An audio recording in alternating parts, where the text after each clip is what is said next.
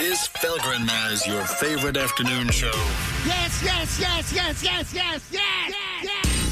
Felger and Maz. Malik Tillman can an exclamation point. Haji Wright not going to get there. And just kind of battling Shirkati to the loose ball. That's the end. What a day. And the United States will know for sure they are marching on to the knockout round of this FIFA World Cup.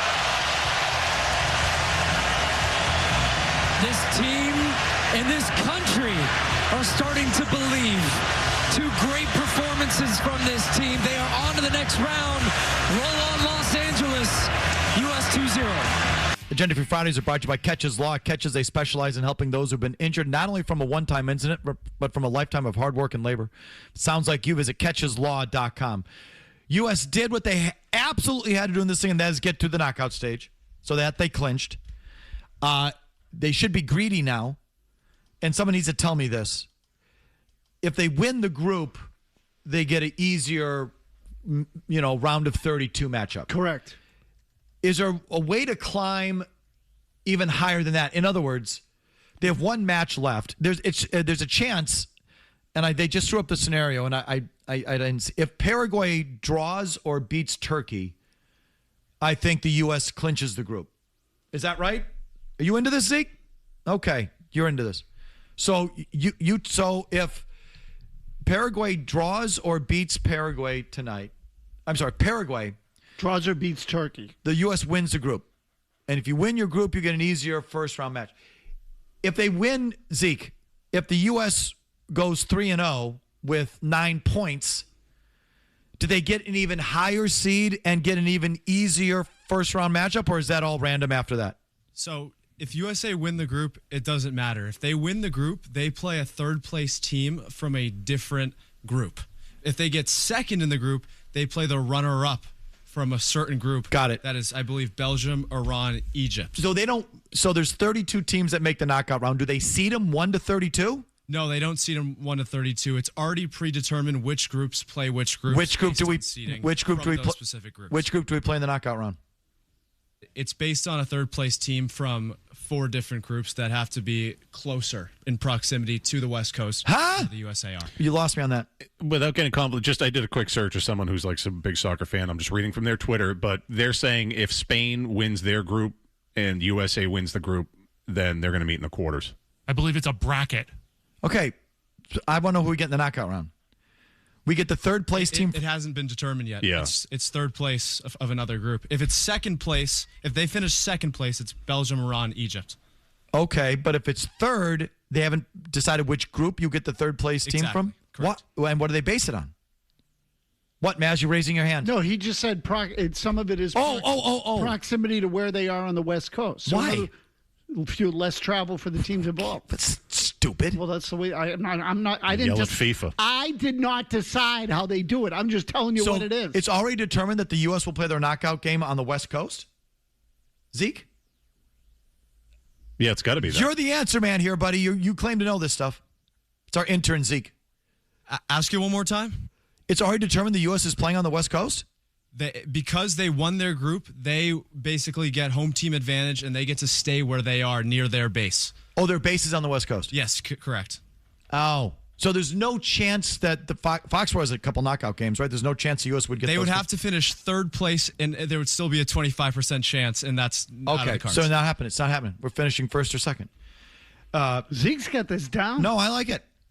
Okay, so just winning the group is all that matters. You can't gain a higher seeding by going undefeated. It's just where you are in the group is based on that. Understood. Okay, well, they still may have to play this third game if Paraguay loses again tonight, then the U.S. is going to have to go all out in that final match to win the group. But anyway, okay. We should spank Turkey. We should spank them. Given what we've seen, which is, it turns out we're okay. We're pretty good. We're pretty good. We've seen our ceiling. They did this today without Pulisic, without their best player. The first half, when the game's in balance, I thought we totally dominated.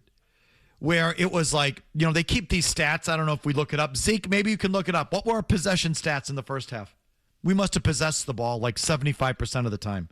in that first half, don't you think, Maz? Definitely. The whole game was played in that end of the field. The whole game was us possessing the ball in their half and them packing it in, yes. 63% of possession time. I said 75, 63. But, okay, 2-1, basically. I mean, so, and the first goal was an own goal, but it was on good pressure. Balogun, again, a good ball down the left side, a good run down the left side.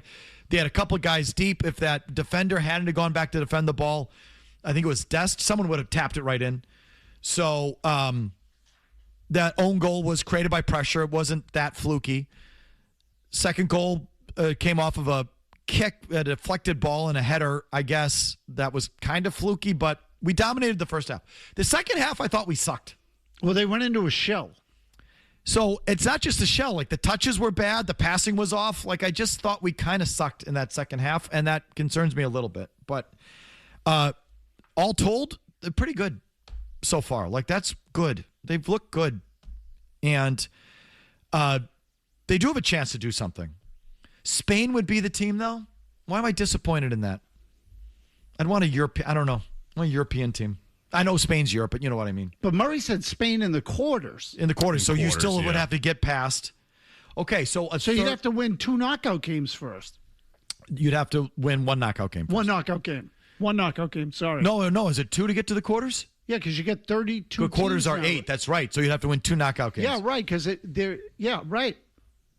You get that right. Yeah, and obviously Spain is European, but I don't know why I wanted, like, England or Germany. I don't know why I would want one of those teams. Maybe I think their fan bases would be here just more. for the party atmosphere. Maybe basically. Exactly. But isn't Spain one of the top 3 teams in the world? Yes, sir, they are. Yes, they are. I mean, for some, they were the favorite going into this thing. Yes, they are. I think the second goal that the U.S. scored. Okay, biggest problem in the sport: people rolling around on the pitch. There was way too much of this in this match today. It's just how much time am I going to spend watching you roll around on the ground? Both teams, the ref was just constantly stopping the action, constantly waiting for the guys to quit rolling around and get the F up and keep playing. And for the most part, they all got up and kept playing. I don't know, did anyone had to leave the game with an injury? No. So it's all just histrionics of rolling around on the ground, trying to draw a card, draw a foul, pretend you're hurt, to the point where the effing ref went down in the last minute, and we had to wait for a minute or so for him to get off the pitch. They ran him out of sippy cup, and he popped right up and finished the match. It's preposterous in that sport, the amount of rolling around on the ground. Get up. It's a bad sign when the refs are down. All of you, get up, you freaking ninnies. Doing calf stretches. What a bunch of pusses. The men's soccer is so soft. And I'm justified. I feel it. You know, I played high school football, and we all stuffed the little soccer weenies in lockers. And I feel justified. You've done nothing as a sport, you guys, to break through that stereotype. You are freaking soft. And if you are going to go down, just don't play it up as much. One of the last Aussies to go down played up. His hand was quivering like he was Hulk Hogan, hoping to get the crowd amped up so he can get powers to get back on his feet. Like in the U.S. player just brushed his face a little bit. It's so soft. This was particularly bad today, and it's such a waste of time. Yeah, all the stoppage time is all just waiting for you to get up, and they can easily fix this one too. If you're hurt, you have to get off the pitch, and you play with 10, or you have to get subbed out. And there's a limit. You have 45 seconds. You have 30 seconds to get your ass up. If you can't get up in 30 seconds, we're going to come carry you off. And you're either going to play with 10, or you're going to get subbed out. And we're not going to spend all afternoon waiting for you to finish faking your injury. The sippy cup for the ref was hysterical. Yes. That was up there. And then he popped right up. As they all do. Maybe he was just thirsty. They just pop right up. Figured I'm staying down here until they bring me my drink. We had to wait for the ref. It's so soft. It drives me crazy. Biggest problem in the sport. Number 2, offsides. The U.S. got the goal on that second one. But the fact that even that is debatable offsides, if you watch the match, you know what I'm talking about. It started with the free kick almost on the goal line. So picture like a corner kick. But it wasn't quite, but it was like down there deep, and the ball comes out, and the Aussies run, I guess, an offside trap. Is that what that was, Zeke? Where the Aussies could have run up the back line to expose a U.S. player. Turns out one choking Aussie was late getting up, and so they went to video, and they called it a good goal. But the fact that would even be debated in the first place is kind of stupid. It's gimmicky. You know what I mean, man? Yeah, of course. I get it totally. Again, you're playing. So to me, this is where sports loses me, is when all of a sudden you are playing to create a violation rather than you are to stop the opposition or to make a play. You should always, the player should always be focused on making a play, not to create some sort of infraction that leads to a whistle. So I'm glad that ball don't lie that, the U.S. got that goal to stand. But it's like, that's nonsense. Like that part of the sport, a lot of Americans don't get, and I don't like. I get it, but I don't like it. And so, can we adjust that one? But overall, I'm glad we beat the Aussies. As I led off the show saying, I kind of sneaky dislike the Aussies. I don't trust the Aussies. I think they're fake nice guys. I think I don't know. I just don't trust them. I think they're fake good guys. The throw the shrimp on the Barbie mate kind of crap.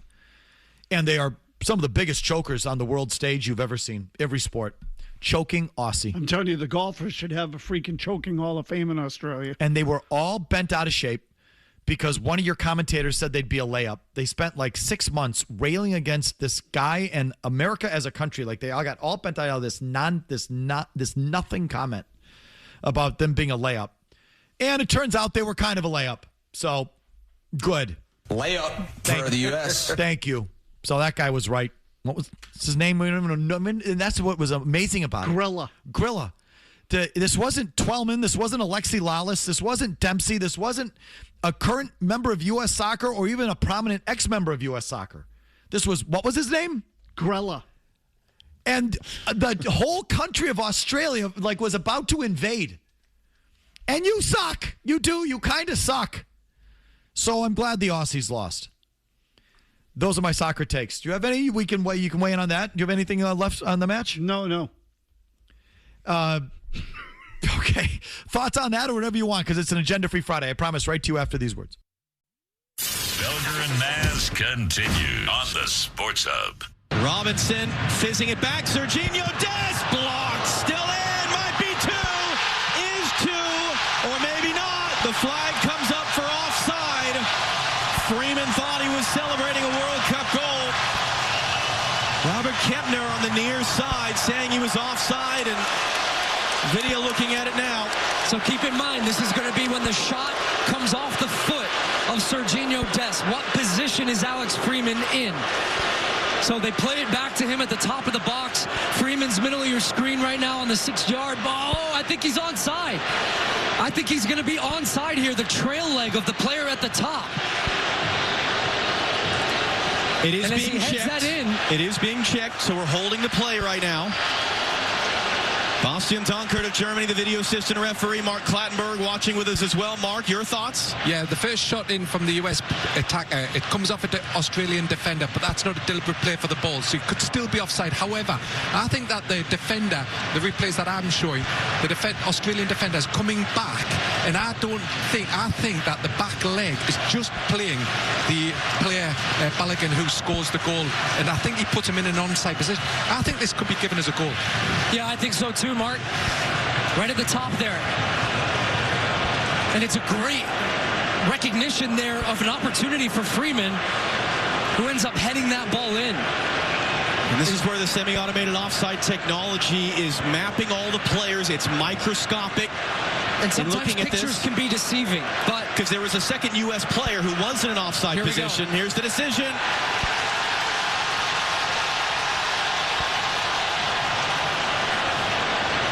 We'll wait for Felix Weyer. After factual review, the goal scorer was not in offside position. And the building shakes in Seattle.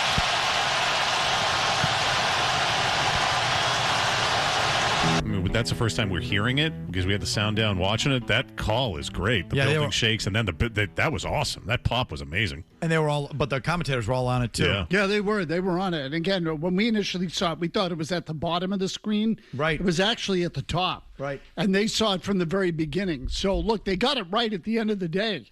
But that whole thing of having the defense all in unison, run up. Yeah, it's gimmicky. Yes. That is, we're going to fool you. We're going to beat you to a spot, and you're going to be offside whether you like it or not. So, to me, that's just, again, when you're playing to the rule versus playing to the opposition, to me, there's a problem with the rule. That's stupid. I hate that. There's a problem with soccer offsides. I've always felt it. And in that one, I just, you got away with it. You got it. But it just shouldn't. The ball started down low. They're all down there. No one's cherry picking. Just play. What was I going to say? Oh, but it's all like Hawkeye camera technology, like to the microscopic, as they were saying. Like it's not. There's no human that determined that. They threw that in the computer. Which is, I hate. So is it that accurate? No, I don't think it's that accurate. Like in the ABS in baseball, it has a 0.4% margin of error, which is like what do we say? 0.4 of an inch? I thought it was 1/10 of an inch or something. Yeah, whatever it was, it's not 0.2 of an inch. So and there's some calls that are reversed on 1/10 of an inch, right? Correct. I don't know if you can be 1/10 of an inch, but you know what I mean. Yeah. So there are some calls in baseball that are being reversed inside the margin of error. I'm sure it's the same with this. Yeah, probably. So it's another reason why so many of you just want to have the computer decide whether it's right or wrong. I mean, it really is amazing how people will believe the computer. Right, or accept computer error, but not human error. Right. Like if the human makes the error, you go nuts. He should be fired. But if the computer makes the mistake, you're like, well, that's the computer. I can't stand what's happened to society. I can take a guess as to why because they think it takes out the crooked aspect of it. Yeah, the computers aren't a-holes. Most people are a-holes, and they do deserve to get fired when they're effing up a call. Well, I disagree with the fired part, but a-hole part's true. Back to your calls. Ronnie is in Wyndham. Yes, Ronnie. What's going on, fellas? Not much. What's going on with you, Ronnie? What do you got? I just can't believe that soccer just became 4 quarters on us. What do you mean? That was part of the game. If the guy can't make the 2 halves, then he can't make it. That's part of the game. What are you talking about? What are you talking about? Where they take the break in between. Oh, yes, the water break. The water break, Ronnie, is totally lame. Totally. Yeah, sorry. So, again, how soft are you guys? And I know it wasn't. It was really a sneaky thing that Fox did to get in a commercial break. Because this game today was in Seattle. It was 63 degrees. Or I'm making that up, but it was in the 60s. Yep. And these games are played also in Dallas and Atlanta in domes that are air-conditioned. Mm-hmm. So they don't need water breaks in half of these. There's games in Toronto. Was it 59 degrees or something, or 64 degrees? But in some of these places, Mexico City, Miami. They're playing games in Miami, I think. Yeah, they are. So you give them a water break. Well, now they're doing it in every match, no matter where they're playing it. And the Fox is throwing in 3 minutes of commercials in the middle of the halves. Of course it's ridiculous. Yes. The other thing is the games are, let's call them 95 minutes. Okay, we'll build in the 5. And then, so you can't run for an hour and a half when you're a professional athlete? They always have. Should be a piece of cake. Another great thing about the soccer, but again, this is all sort of infringing in it, is that it is almost always in a tight, perfect little 2-hour, 5-minute window. Each half is 90 minutes, and then the half is maybe 20. I'm not even sure what it is. Stoppage time, it comes in you can book it. Like the game started at 3. They kicked it off right exactly at 3, not 3:20. After 20 minutes of commercials and pregame, 3 p.m. on the dot, and then it's supposed to end at like 5:05. This one dragged out because the ref was rolling around on the ground, and all these guys spent too much time rolling around on the ground. Never mind the hydration breaks. God, that's so soft. Male soccer players are so soft. Carlos in Worcester. Yes, Carlos. Yeah, you guys, thanks for taking my call. First of all, they shouldn't even deserve a break. Because they're already taking breaks from all the guys flopping. I couldn't stand that. Thank you. Oh, I hated it so bad. And another thing, guys, I didn't notice that the first goal was hit off the the Australian soccer players. So I was like, I just took a look at that again. But yeah, choking Aussie, Carlos. Another choking Aussie. Maz asked this before, so Balogun gets the goal, right? No, in soccer they don't do that. They called it an own goal, and The last U.S. player to touch it does not get the credit. That's a rough stat sheet to have to look at afterwards. Isn't it? Do they keep stats on that for the season? Like how many own goals you have? They must. I would hope so. Oh, if you have an own goal on your stat sheet, you're a loser. You are a loser. Oh. Dave in the car on the World Cup. Go ahead, Dave. What do you got? So just to defend soccer really quick for athletes, it's not the athletes. Obviously, Fox wants to make more money. That's what the breaks are for commercials. But there is a reality where I think we play England on the 4th of July, I heard. And also just want to say the second half was... Go ahead. What the second half was not as good, but I think that was like their biggest test, and they kind of proved that even with all Australians flopping and rolling around and trying to tackle them and all this bull crap, they did pretty good. I think that's impressive. We allowed too many chances. And we were just too loose with the ball. There was the passing. I mean, I understand they're going to be like attacking, and you're going to be on your heels a little bit more. They're going to throw everything at you. The accuracy, the ball control wasn't nearly good enough. I know I'm sorry for the hackneyed analysis, but I thought it was average at best in the second half. And you were flopping too. And it wasn't just the Aussies. Everyone was rolling around on the pitch all day long. Get up, for the love of God. Have you no pride? I love the idea of playing the Brits on the 4th of July. Thank you. That's a great one. That's what I'm looking for. Seriously, 250th anniversary. Let's see if we can beat your ass again. How do you like that? That's what I'm talking about.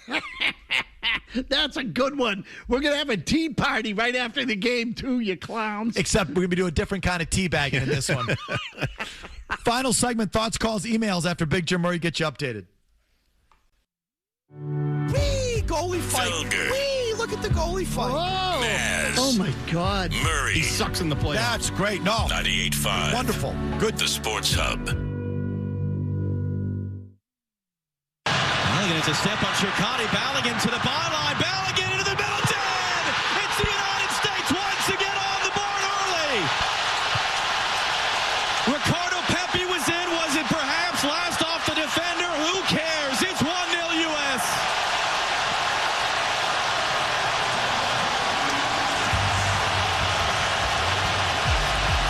When Mauricio Pochettino changes the formation, plays with two strikers for exactly this reason right here. Pepe staying centrally right now. Australia a little bit late to step out, but it's the running out of the middle into the channels. Something the U.S. was so effective at, and it's Balogun driving. You've got numbers in the box that Australia have to be aware of, and then the ball's just put in the back of the net by Cameron Burgess. It's an own goal, but Pepe is there waiting for it. Destin made the run to the near post. Can't quite clear it, trying to get his feet set. But it's a great ball in from Flo Balogun that creates that.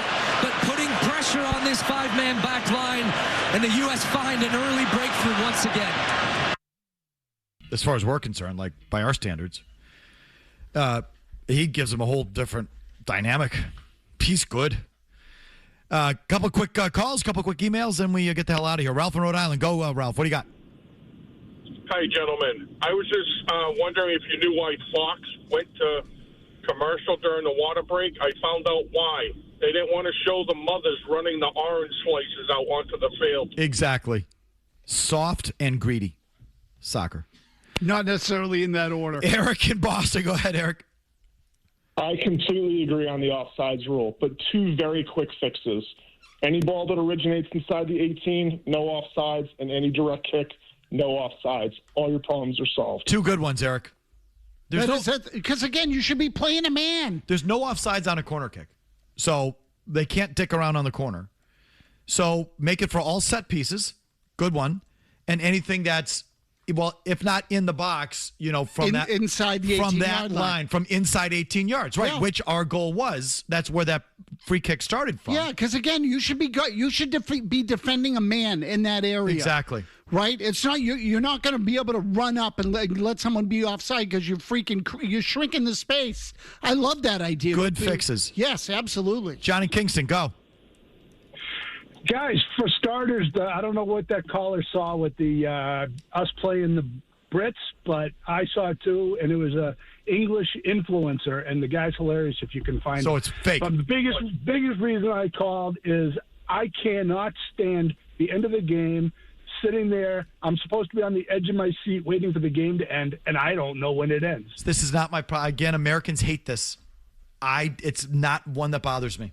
I actually kind of like it. I just don't understand how you can't figure it out. Again, you watch 2 matches and you pay attention. You can kind of do the math in your head. But it's not just that. They put it up there, Murray. I know they 90 minute plus 7. So it's supposed to end at 97, but it still doesn't. But you also start realizing it doesn't end with just 7 minutes. It's just ish. It's 7-ish. Ish, and they wait for a build-up to play out. If you're down a goal and there's 7 minutes of stoppage time and it gets to 97, but you are possessing the ball and moving forward, they're going to let that play out. And if you happen to get a corner kick from that sequence, they're going to let the corner kick go. If you happen to get a free kick out of it, they're going to let the free kick. It's just, why is that a problem? Sure. It's not, I'm not talking about it from a standpoint of like, oh, I don't know when it is. I don't care about that part either. I'm just telling you, in this particular case, they had played for an extra 7 minutes. It had originally said +6. The Americans had the ball, and they were deep in Australian territory. It's time to blow the whistle there. Yeah. I get it. It's over. It's over. It's over. Let's go. Rajiv, what do you got in California? Hey, how you guys doing? Quick question. Don't you think that the coach, not question, but the coach looks like Russell Crowe? That's what he reminds me of, the manager. A little, yeah. 100%. Really? I don't see it. Same vibe. No, he's like a fat Russell Crowe. Well, no, he's like, Russell Crowe's gotten fat. So he was like, I actually think he's skinnier than Russell Crowe is now. He might be. Is Russell Crowe? Russell Crowe's blown up. No kidding. Really? Yeah, I think so, which I love. Don't you love it when... Slob. Don't you love when your friends and or handsome guys get fat? Like, yeah. Holy crap. Hold on, I want to see this. Maz, you're going to have a field day. Okay, go ahead. Give me a minute. No, Pochettino is actually halfway between skinny Russell Crowe. Oh, my God.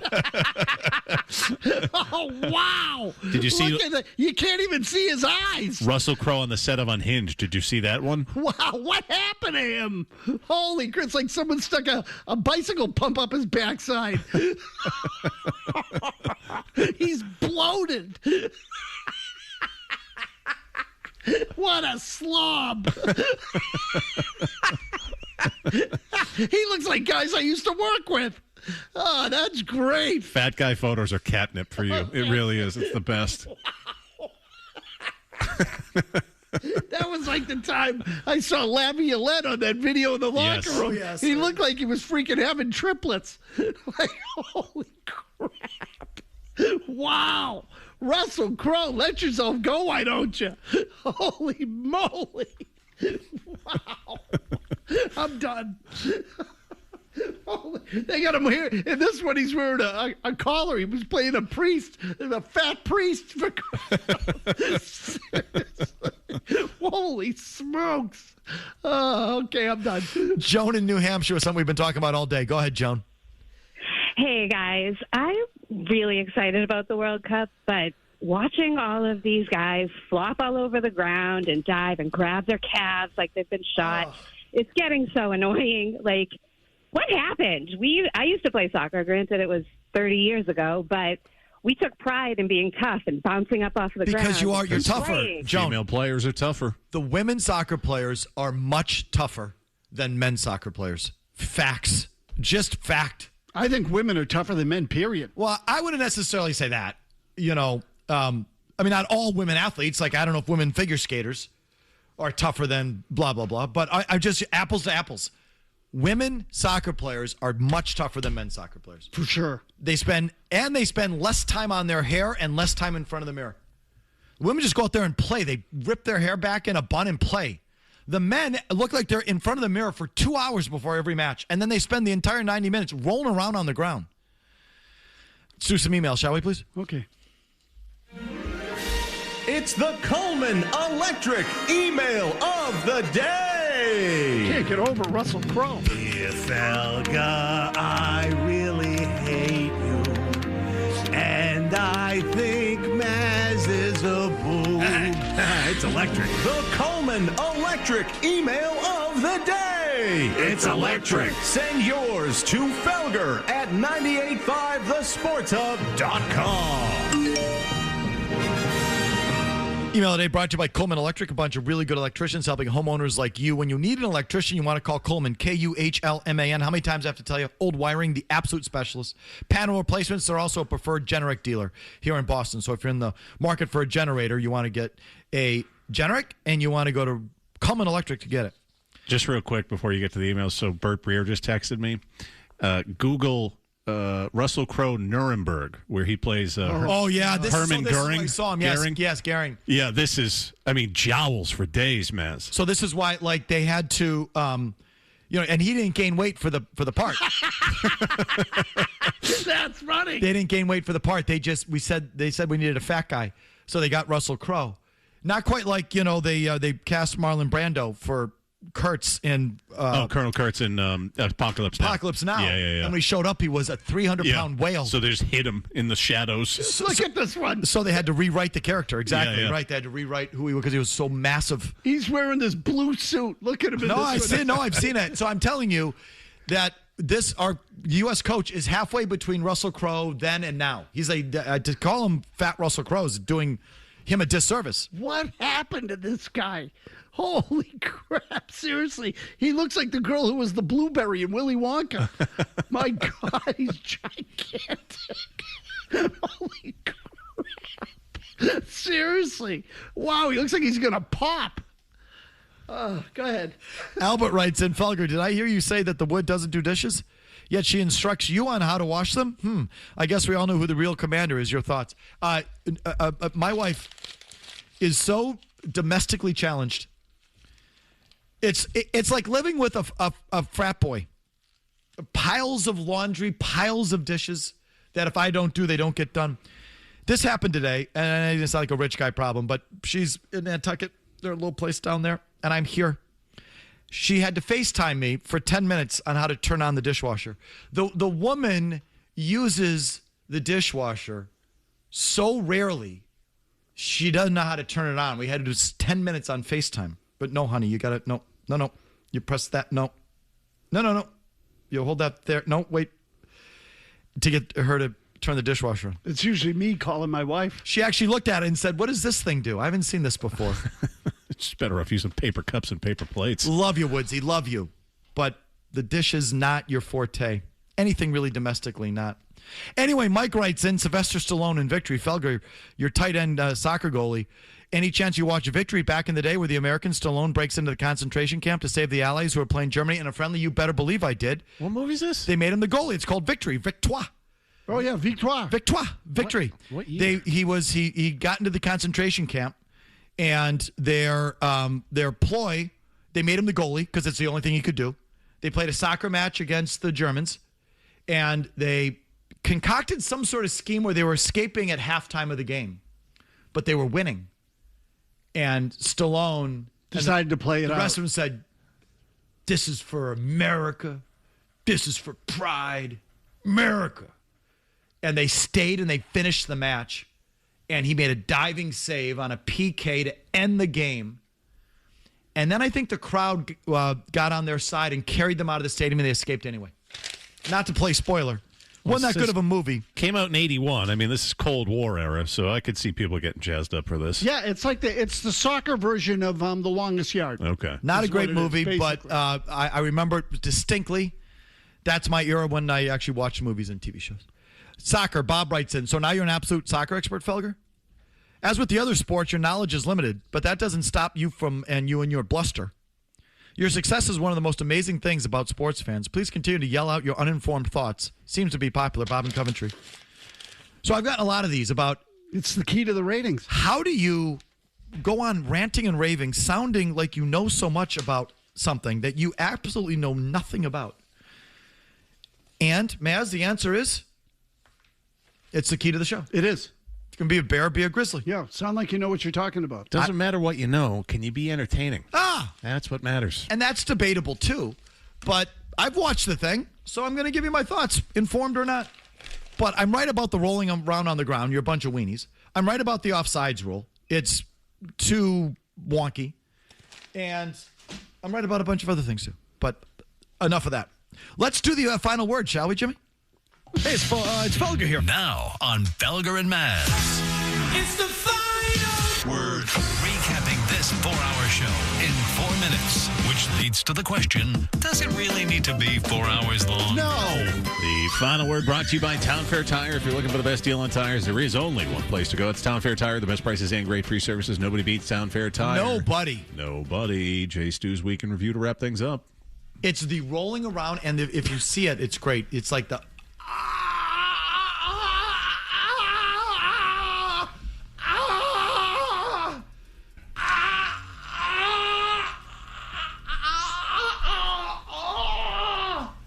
It's so bad. I didn't watch any of Spain, Cape Verde. I believe it's Cape Verde, Murray? No, it's Verde. Is it Verde? It is, yeah. So I've had it wrong my whole time? Cape Verde. And I got emails too. It's Verde. I could tell you never took a Spanish class. Well, it's Cape Verde. If you Google it and you ask for the pronunciation, Verde. Like the bird, Verde. Here's Frank in the car to settle the argument once and for all. Frank, go ahead. How do you pronounce the country yesterday? Cabo Verde. How is the American pronunciation of? Cape Verde. Cape Verde. Cape Verde. Sorry, we're gonna have to go. Cape Verde. That's how we're gonna have to go. Yeah, that's Cabo Verde. I'm glad we settled that. Red Sox swept by the Blue Jays at Fenway Park today. They lose 4-3 in the sweep. Here's some fun numbers for you. They score 4 runs the entire series. They left 28 men on base. They went 1 for 29 with runners in scoring position. They're now 12-25 at Fenway Park this season and 1-40 when they trail by 2 or more runs this year.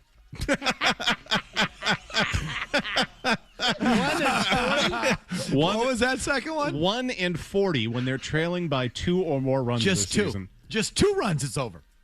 I mean, if this kid is farther along than they thought, Will Campbell. I don't remember that. Well, it may have been doctored a little. Well, maybe a little bit. What's coming up on the baseball? Is it baseball circle? I mean, no, just me table? and McCarthy tonight. Okay. Nope, it's not a round table. It's just a Eiffel Tower. Yeah, it's just a little two-man. It's a little two-man table in a corner booth.